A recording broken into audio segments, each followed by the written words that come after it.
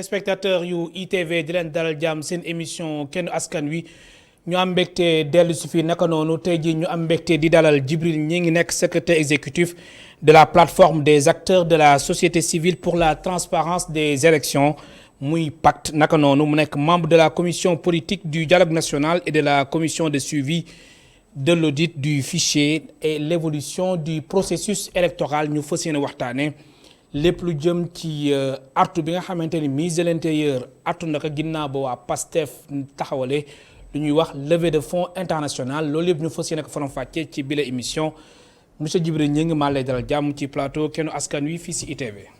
jërëjëf El Hadj Malick Cissé maa ngi lay gërëm di la sant ci invitation bi ma kontaan ci lool ginnaaw ba nga xamee ne toog naa lu yàgg gëj a gisanteeg yow. oui.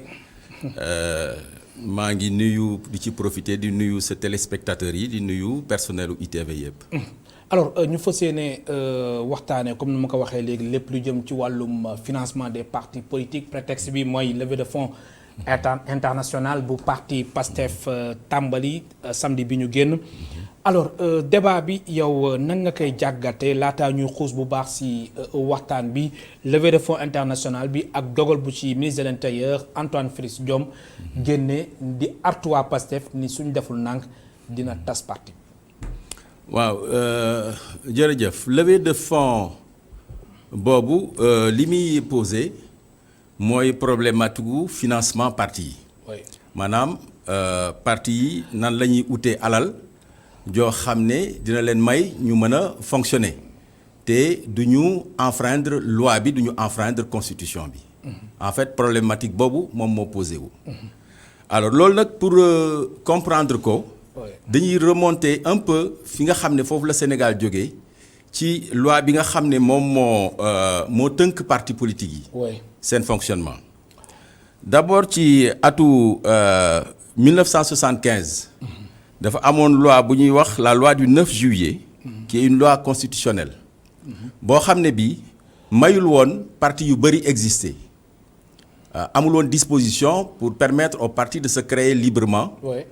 N'est-ce pas donc mu am pluripartisme de fait donc loi la boo xam ne bii li mu doon consacré mooy le régime du parti unique 1975 9 juillet ñu jóge ci ñëw ci loi constitutionnelle bu 76-01 du 29 mars 1976 qui instituait le tripartisme maanaam boobu Senghor a fi nekk mu génne loi boobu daan ne may na ñetti xeetu parti ñu mën a déclarer wu pour mën a nekk exister maanaam socialiste mu ne moom mooy socialiste mu ne mu mën na am parti boo xam ne communiste la wala marxiste ak beneen parti boo xam ne bii libéral la mais bi ñu doxee ba ci kanam. ba 1978 mu gis ne am na beneen parti boo xam ne mooy bu Boubacar Gueye feu Boubacar Gueye. bu Lamine Gueye mu ne moom du socialiste du libéral du marxiste du communiste. conservateur la donc ñu génne beneen loi 60 du 28 décembre 1978 instituant le quadripartisme maanaam boo xam ne day may ñeenti xeetu parti ñeenti courant ñu exister mais bi ñu demee ba nga xam ne Senghor jóge na fi Abdou Diouf ñëw dafa gis ne en fait Sénégal fi mu toll ci démocratie war na delluwaat ci démocratie intégrale ci pluripartisme parce que en fait durant la période coloniale yëpp pluripartisme moo fi amoon. Ce n'est qu'à partir de 1960 entre 60 et 75 justement. qu'il y a eu le régime une chape de plomb. qui a pesé sur la situation politique parce que consacrant le régime du parti unique. donc Abdou Diouf bi mu ñëwee mu daal di taxawal la loi 81-17.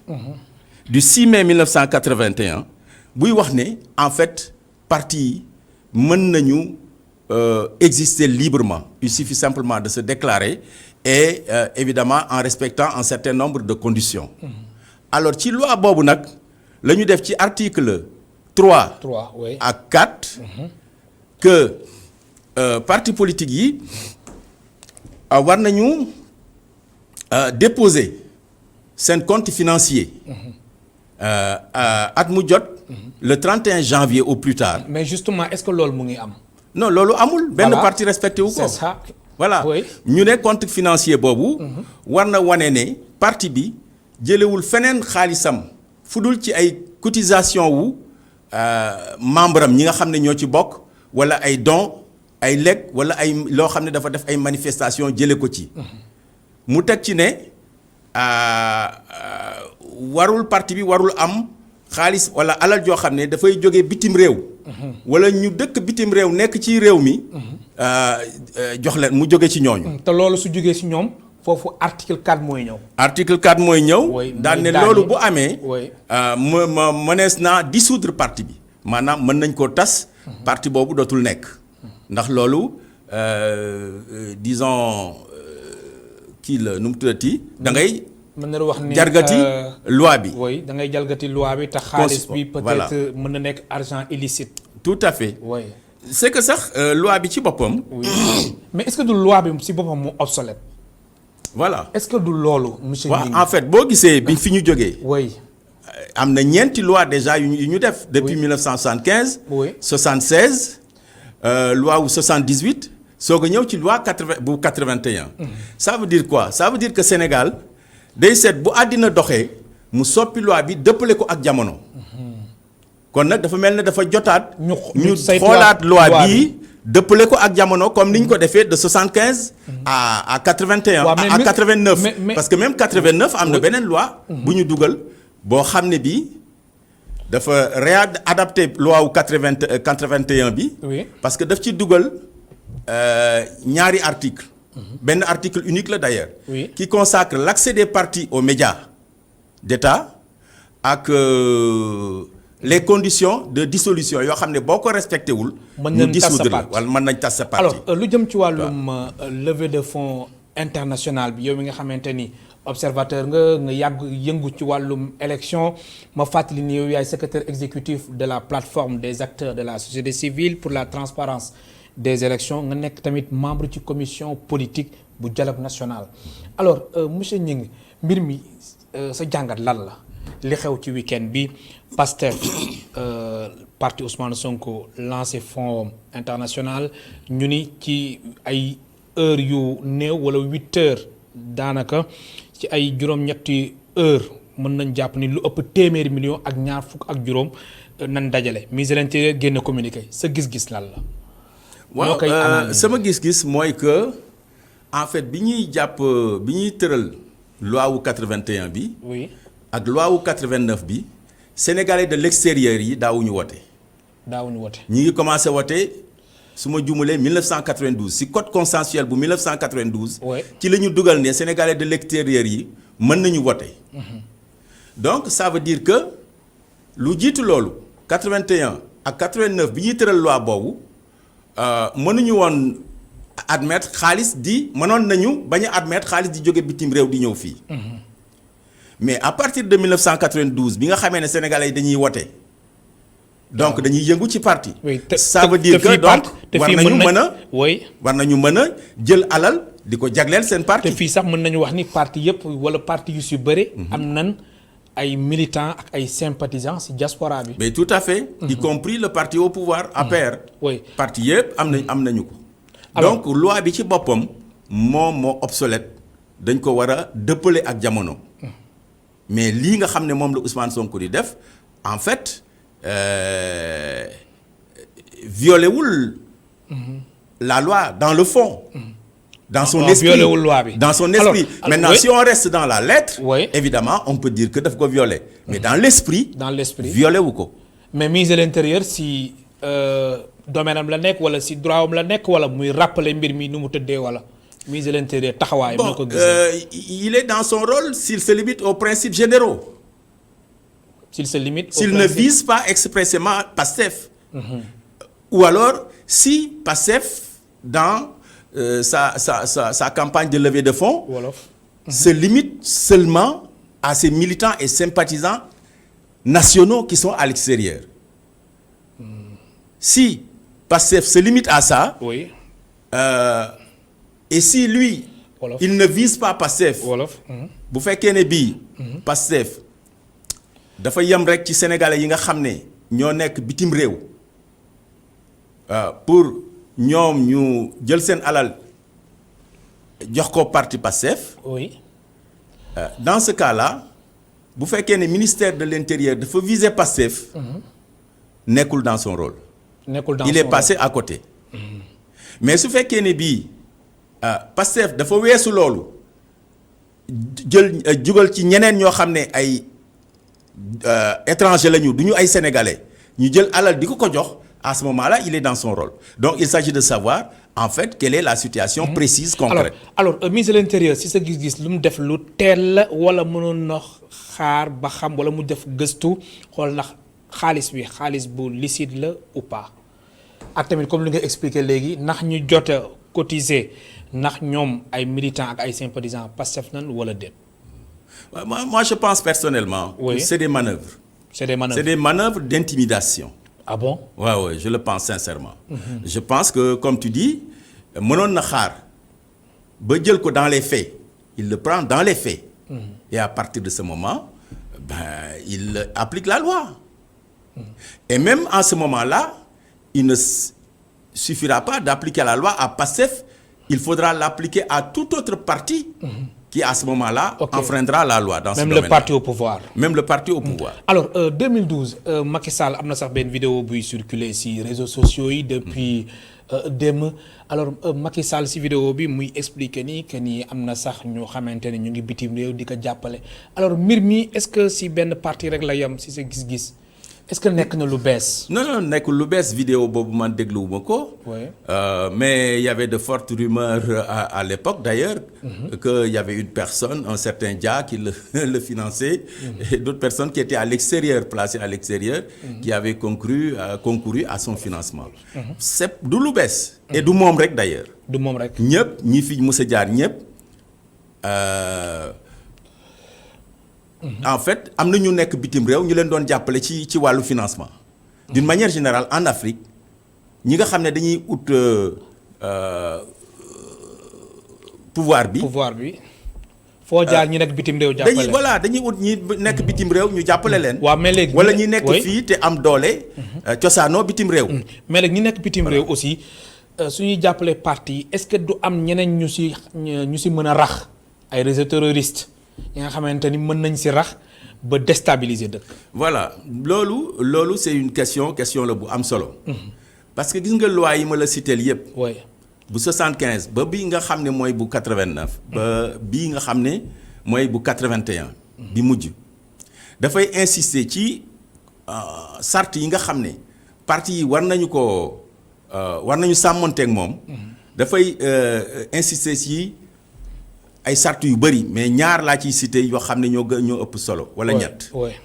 respect constitution bi respect état bi respect liberté yi respect intégrité nationale ma mujjee ci respect souveraineté nationale. te yooyu boo xoolee principe yooyu bu fekkee ne bii dafa am ñu nekk bitim réew am doole am xaalis di financer ay partis politiques yu nekk fii. ñooñu di ut pouvoir bi loolu mën na déstabiliser réew mi. du point de vue de sa souveraineté ba mu perdre souveraineté am. donc principe yu baax la yoo xam ne war nañu sàmmonteeg moom. parti politique yi war nañu sàmmonteeg moom. mais à ce moment-là il faudrait que parti politique yépp sàmmonteeg moom. alors loolu la ñu wax ci dialogue politique bi justement. oui loolu tax daan si ñëw alors financement des partis politiques. si sa gis-gis nan nañ ko war a réglementer ndax fii soo xoolee parti yi bëri amuñu doole parti yi nekk si opposition bi ñi fay nekk fekkee ni ñoom ñooy cotiser seen biir ñoom tamit ñu war a présenter bilan financier su at bi di waaj a jeex loolu yëpp jotul am si sa gis-gis ban yoon nañ war a jaar yow nekkoon nga si dialogue politique bi nga nekk tamit naka noonu membre de la commission politique du dialogue national et de la commission de suivi de l'audit du fichier et de l'évaluation du processus électoral alors Djibril Gningue si sa gis-gis yan yoon nañ war a jaar ba réglementer financement des partis politiques.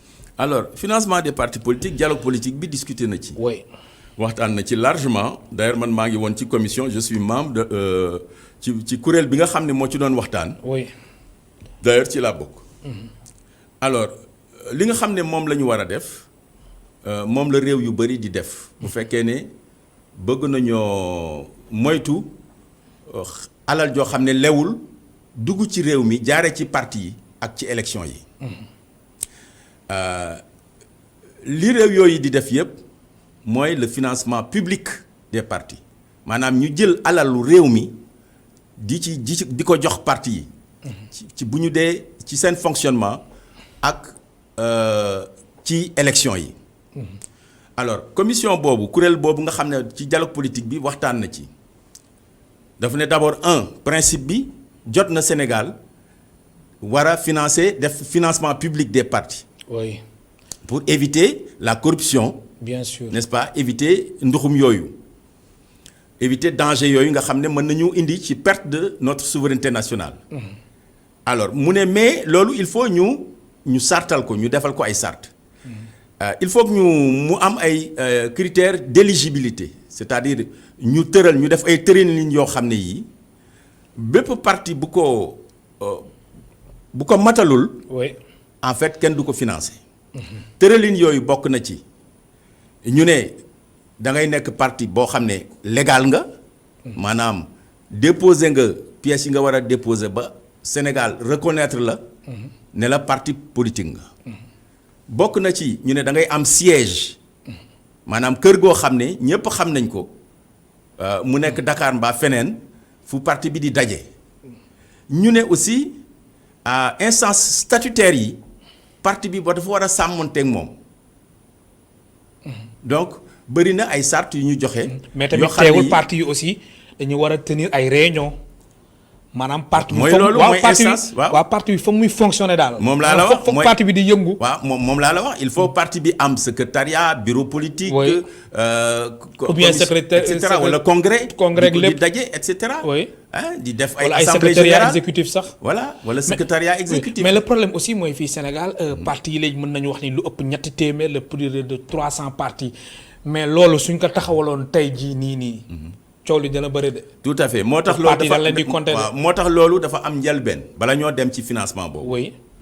dialogue politique bi daf ne bala ñoo dem ci financement boobu dañu war a. rationaliser parti yi maanaam léegi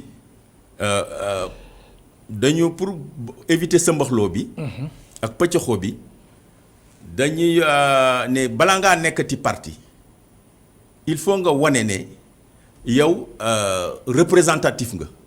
maanaam da ngay ut ay parrainage waaw ñu ne région bu nekk war nga fa am nangami parrainage boo ko matal yeneen sart yi ñu wax pour nekk parti à ce moment là ñu jox la nga nekk parti loolu yaakaar nañ ne bu ñu ko defee certainement dana wàññi parti yi ni ñu koy créer nii.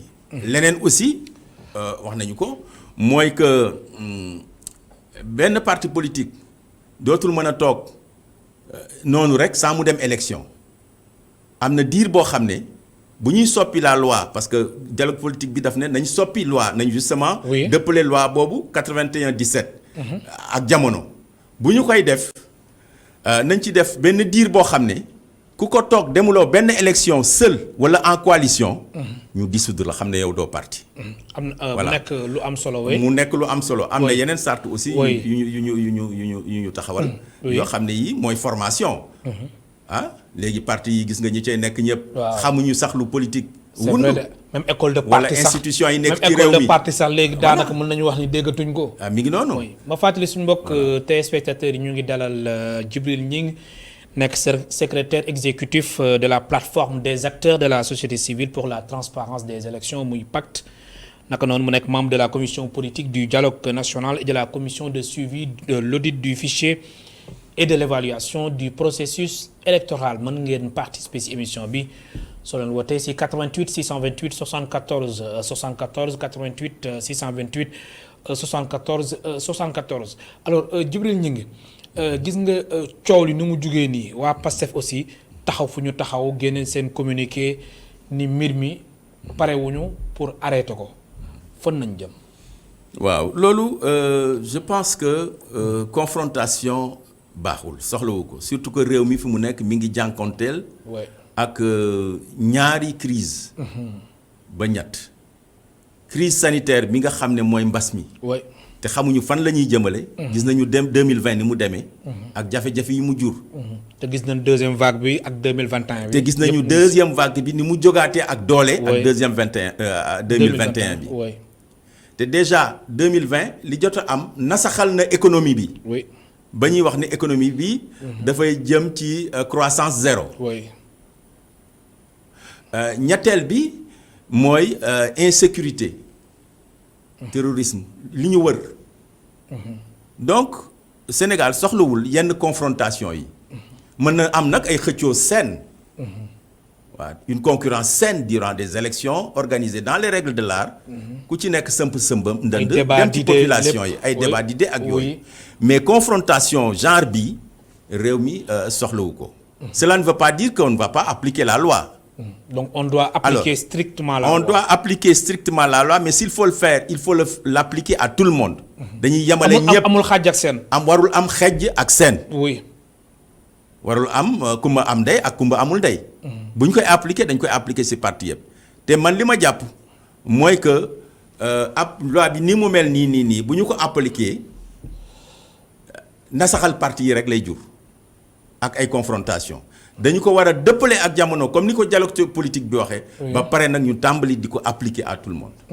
alors financement des partis politiques ba ngeen ci waxtaanee ci dialogue politique bi est-ce que parti yëpp ak critères yi nga fi wax sànq ñoom ñëpp d'accord nañ ci. waaw effectivement parti yëpp ci ànd d'accord ci critères yi. oui loolu moo tax loolu dafa nekk lu am solo loo xam ne avancement bu rëy la ci Sénégal. boo gisee Sénégal.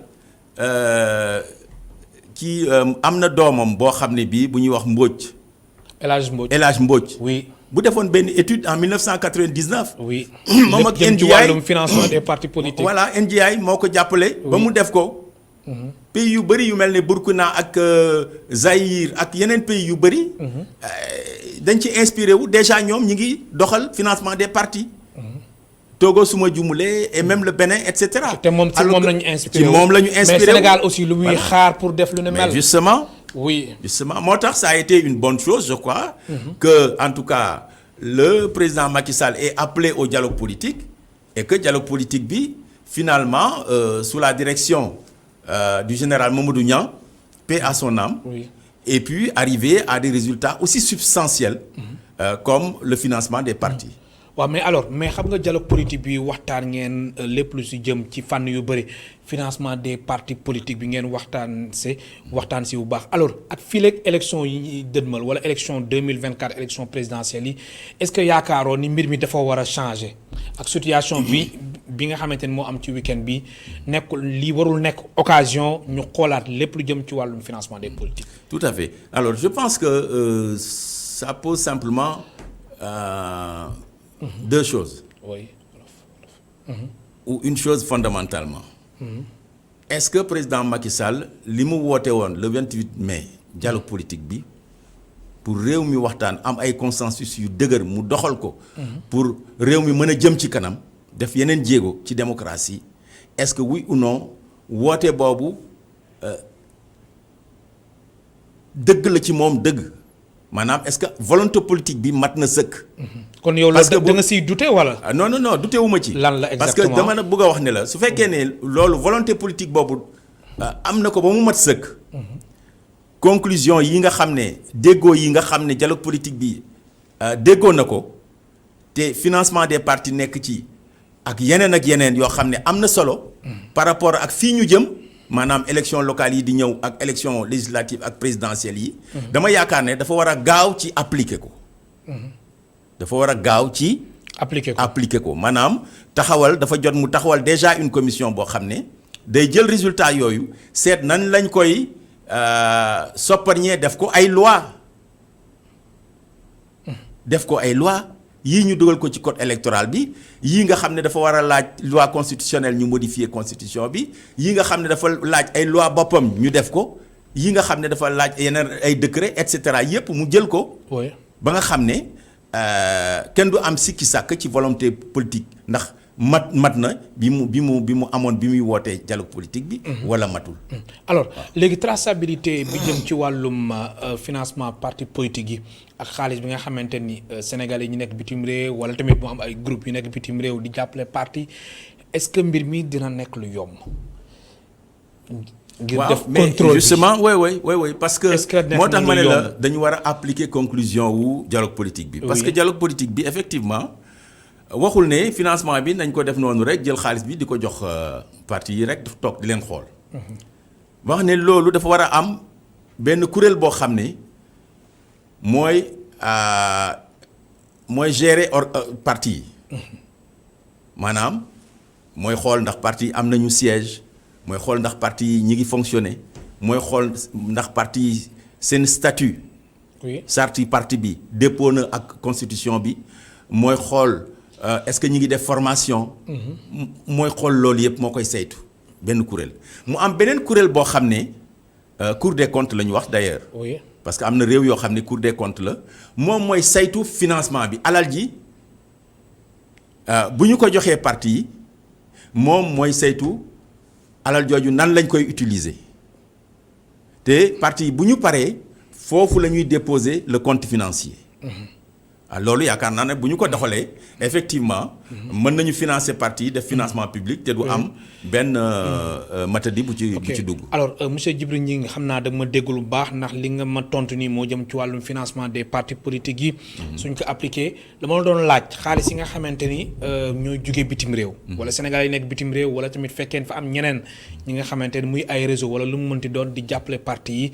loolu su jotee am ba état bi taxaw fas yéene def contrôle bi saytu mbir mi xool traçabilité bi est-ce que dina nekk lu yomb ci sa gis-gis. oui je pense exactement xaalis bi waaw man yaakaar naa ne licite na wala licitul. oui Sénégal am na ay jumtukaay. yoo xam ne yii kenn nattablewul.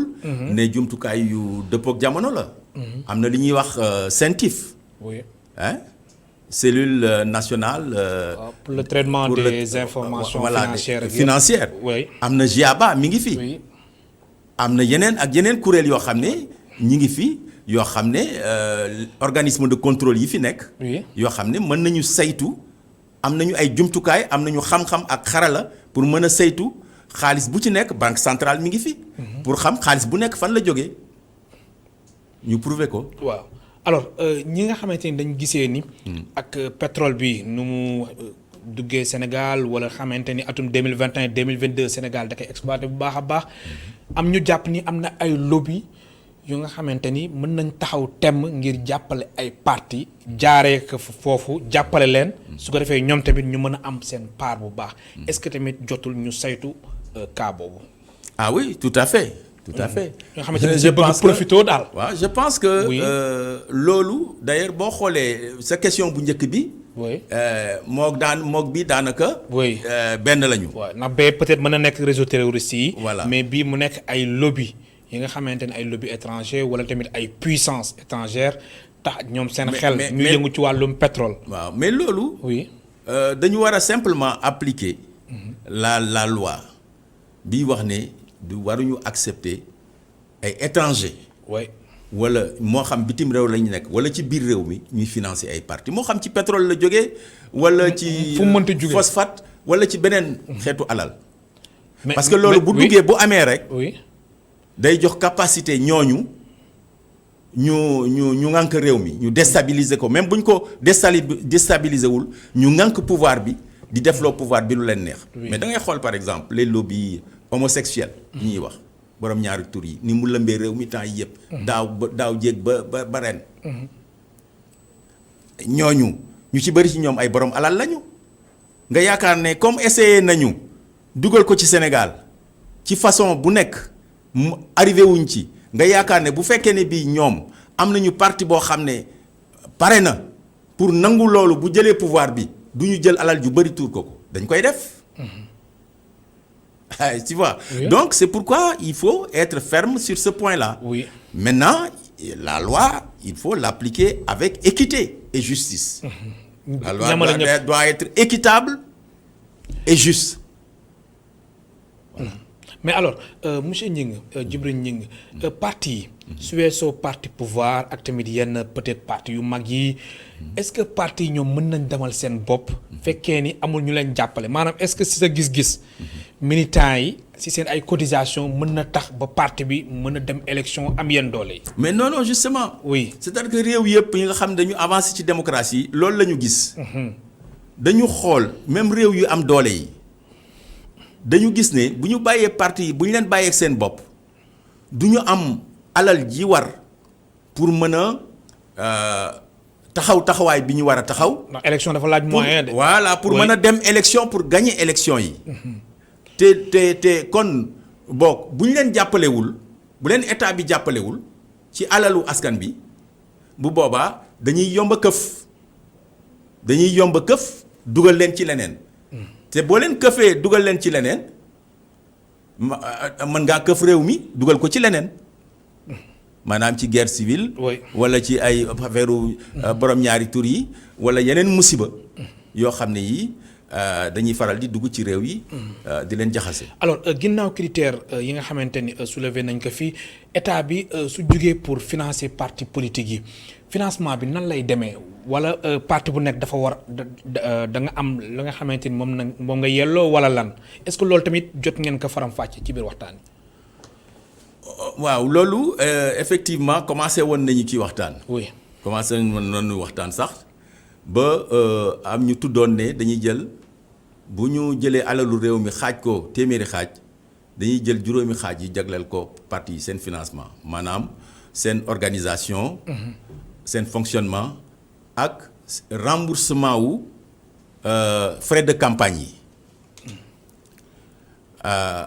mais loolu ba ñu ñëwee en plénière en fait ci biir waxtaan bi dañu ne loolu teel na pour ñu koy fixer. ñu ne teel na. waaw ñu ne teel na dañu xaar ba xëy na bu ñu jébalee résultats yi. oui état bi. commission bi nga xam ne mooy daje pour seet nan lay transformer loolu yëpp en loi. parce que loolu avis état bi avis ñu bëri daf ci nekk. dañu war a joxe seen avis ci loolu moo tax loolu fixé guñu ko lan la ñuy jël ci alalu réew mi pour jagleel ko parti yi. deuxièmement mais conditions yi nga xam ne les conditions d'admission parce qu'il y a les conditions d'éligibilité. oui mën nga éligible bañ a admissible. am na condition d'admissibilité. Admissibilité boobu nag formation ci la bokk siège. ci la bokk connu de tout le monde ci la bokk. instance un compte domicilié dans un établissement connu. oui ci la bokk ak les instances statutaires réunion yi nga xam ne parti loolu daf ko war a am. war nga aussi nekk ci réew mi yëpp. nekk un parti représentatif. yooyu critère boo ko kilee alors war nañu maintenant ñaata la ñuy jagleel parti bu nekk. oui certainement ce sera compte tenu des résultats. oui waaw remboursement parce que dafa am ñaari pàcc. am na loo xam ne dañ koy jagleel parti yi pour seen fonctionnement am na loo xam ne dañ koy jagleel parti yi pour rembourser leen frais yi nga xam ne moom la ñu def ci campagne électorale bi. noonu lay doxee ci réew ñi defee financement yëpp. oui am na solo. voilà am na solo alors monsieur Gningue comme parti yi li ñuy financer li ñuy dugal ci financement. yamul ça veut dire que li ñu leen di jox du yam. alors est-ce que am na benn texte buy interdire ñu parti ñu financer ko xaalis bu jógee bitim réew est-ce que am na texte bu koy tere. mais justement mooy boobu la loi 81. oui 17. mais am na du 6 mai 1981 mais am na ñu jàpp ni loolu amul ni amul benn texte buy tere li ne mel. ah si am na. loi boobu ma la wax noonu. oui c'est même ñu ne loolu mbirum interprétation la. non am na c'est une loi constitutionnelle. oui waaw boo xam ne bu 81 17. waaw ku ko weddi dina jël loi boobu daal di koy ubbi xool ko yër ko. bu ko yëree dina gis ne dañoo interdire parti politique mu am financement boo xam ne day jógee ñu dëkkul ci réew mi. oui mais su dee ay sénégalais yu fa nekk la. mais bu dee ay sénégalais la kenn terewu ko. waaw loolu moom amul fenn fu ñu ko tere. kon ministre de l'intérieur lu mu def rappel la. waaw rappel la et puis rappel général. rappel général les principes généraux maanaam ne kenn ku nekk bitim réew moo xam dafa dëkk ci fii ku cosaanoo bitim réew moo xam fii la nekk wala bitim réew. warul financer parti loolu su ko waxee concerné wul sénégalais yi nekk extérieur. Gabon France Angleterre États-Unis war a participer au financement de leur parti. waaw donc loolu dafa dese dafay wane ne loi bi dafa dese leer dafa dese. dëppoo ak jamono. jamono wees raw na loi bi. kon loi bi dañ ko war a réformer. loi bi dafa war a dab jamono lu jàmp la. lu jàmp la voilà. lu jàmp la alors parti politique yi aussi am na li nga xamante ni yàgg na leen ko reproché mooy du ñu def bilan financier lu tax est-ce que jotul tamit bilan financier. vraiment muy faral muy am. waaw looy gis xam nga loi boobu ma la wax. 81 17. du 6 mai 1981. ak 89 36. du 12 octobre 1989. mooy bi mujj. ñaari loi yooyu yëpp dafa wax ne parti yi war nañu déposer seen compte financier au plus tard. le 31 janvier. de chaque année. date anniversaire u parti bi su ñëwee. 31 janvier wala 31 décembre. janvier waaw. oui alors bu ko deful parti bi mën nañ ko dissoudre war nañ ko dissoudre mais benn parti appliqué wu ko ba léegi te dissoudre ñu benn parti ça veut dire que. oui mais mbir mi quand même seetaan am na si. waaw mais li muy wund sax li muy wund boo ko jàngatee bëree vraiment. waaw du seetaan kese. oui c'est-à-dire que dañu nekk ci situation boo xam ne mënuloo dissoudre parti yépp parce que réew mi dootul am parti kon parce que kenn respecté wu ko. ça veut dire quoi ça veut dire que loi bi ni ñu ko desee ni ñu ko bindee ni ñu ko tëggee doyul dafa war a ànd ak financement des partis publics. te loolu jotul amagul ba léegi voilà. ba pare dafa war a ànd ak décret parce que dañu wax ne décret dafa war a am décret boo xam ne. moom mooy wax pièces yi ñuy déposé ci article 4 kii boobu 4 bi 4 boobu. article 4 bi moom mooy dissolution bi. non article 3 bi plutôt. mooy interdire le financement par l'étranger. mais article 4 moo wax dissolution. voilà mais article 3 boobu. oui dañu ne dafa war a am décret. oui bu koy réglementer décret d'application. décret d'application boobu kenn mënu ko jël ça veut dire que loi boobu article boobu kenn mënu ko appliquer. mais léegi suñu demee ba Sénégal ñu commencé ko appliquer. kon dans ce cas mën nañu tàmbali di dissoudre parti yi. ah oui su dee am na parti yi nga xamante ni defuñ lu ne mel. voilà bu ñu demee ba jël décret boobu décret d'application boobu. oui buy leeral article boobu nan lañ koy tëralee nu ñu koy appliquer. ba pare ñu def financement des partis bu boobaa parti bu respecté wul loolu soo ko defee. war nañ la mën nañ la dissoudre te jàpp naa ne war nañ la dissoudre. alors su fekkee ni fa am benn situation bu présenté wu financement des partis politiques tàmbali am parti bu taxaw wala ay partis yu taxaw nekk ci kujje gi nu ñoom du ñu jël du ñu jot financement bi jëmee ci nguur gi loolu est-ce que am na loo xamante ni prévoir nañ ko. ndax xam nga ku jëlul financement bu jëm ci wàllum pouvoir bi ci wàllum état d'une manière générale. di nga am feneen foo jëlee financement. très bien oui donc gis nga décret d'application loolu lay jëriñ. xam nga loi nii rek principes généraux yi lay wax. oui mais décret d'application bi mooy dem ci détails yi. certainement bu amee décret d'application boobu dana wax financement bi nan lay demee ak koo xam ne kii parewul pour jël xaalis bi en ce moment-là l'argent reste dans le trésor public. ku ko jël aussi. te jëriñoo woo ko ni mu waree lan la loi bi teg et cetera donc loolu décret d'application bi mooy dem ci yooyu yëpp.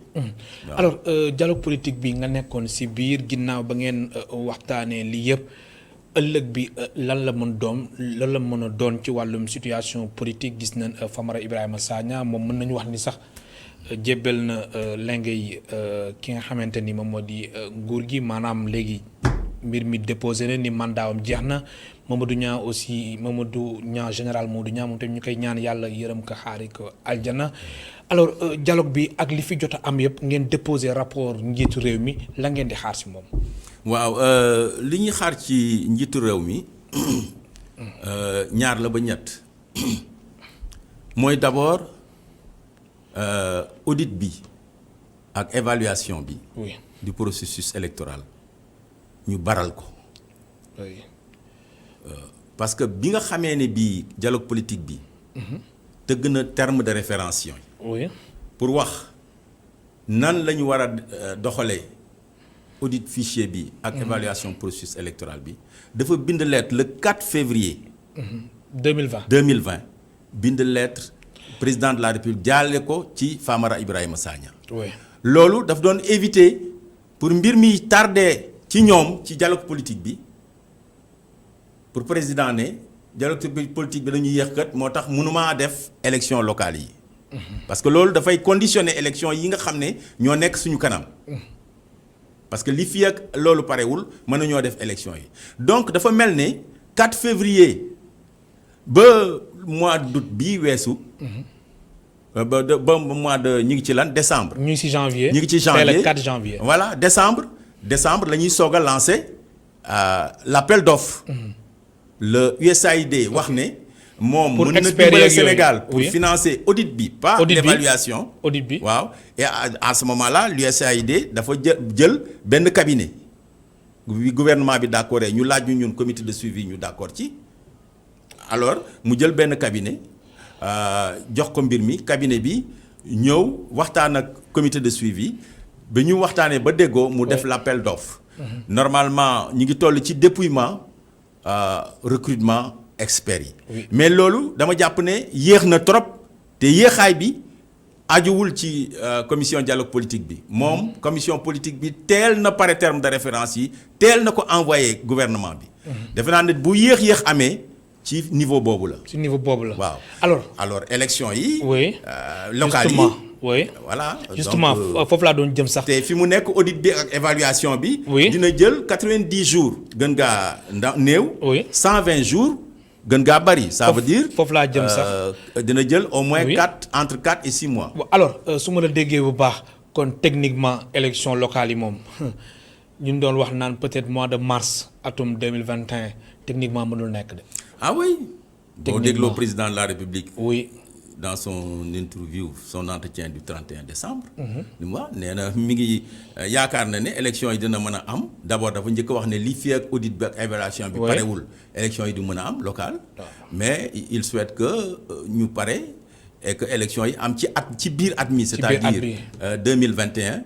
wala boog buñ koy. même Mahmoud Saleh sax waxoon na li ni mel. fii voilà. si JDD. mu ngi noonu. oui buñ koy pousse ñu pousse ko 1 mois ou 2 mois. alors je crois que. L'opinion publique, en tout cas, au Sénégal, les acteurs exigent tous que les élections se tiennent à date. Et que le calendrier électoral soit respecté. Alors, léegi ñu njort ni mais il y a une maldonne de départ. oui couplage élection yi ñi ko njort nag jàpp nga ni loolu aussi mën na nekk. En tout cas bu nekkee warul nekk. warul nekk. warul nekk. waaw élection yi dañ leen war a amal.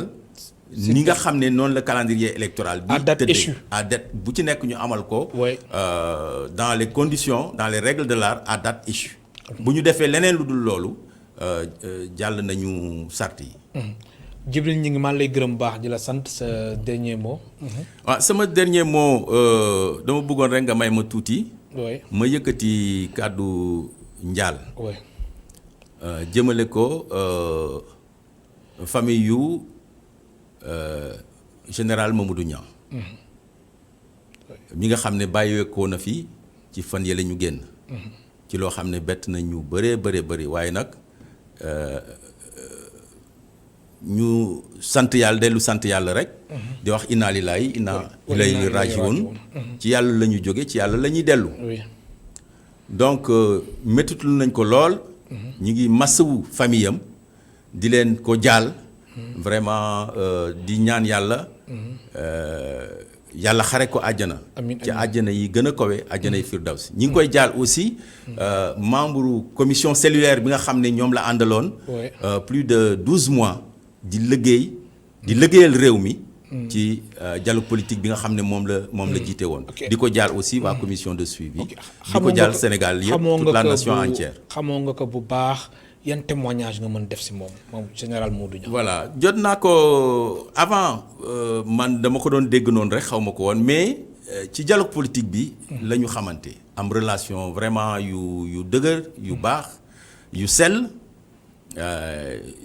daan na ma woo léeg-léeg ñuy waxtaan foofu aussi ci dialogue politique bi léeg-léeg aussi moo ñuy waxtaan lu bëree bëri loolu nag bu ñu demee ba àgg foofu ça veut dire que amoon nañu ay relations yoo xam ne relations yu dëgër la. témoignage bi bi may def jëmale ko ci moom mooy que c'est un homme de principe c'est un homme de rigueur. C'est un patriote, un homme d'État, un homme vraiment chevronné. Oui. waaw te loolu moo ko may mu jiite dialogue politique bi c'était pas facile du tout. Oui.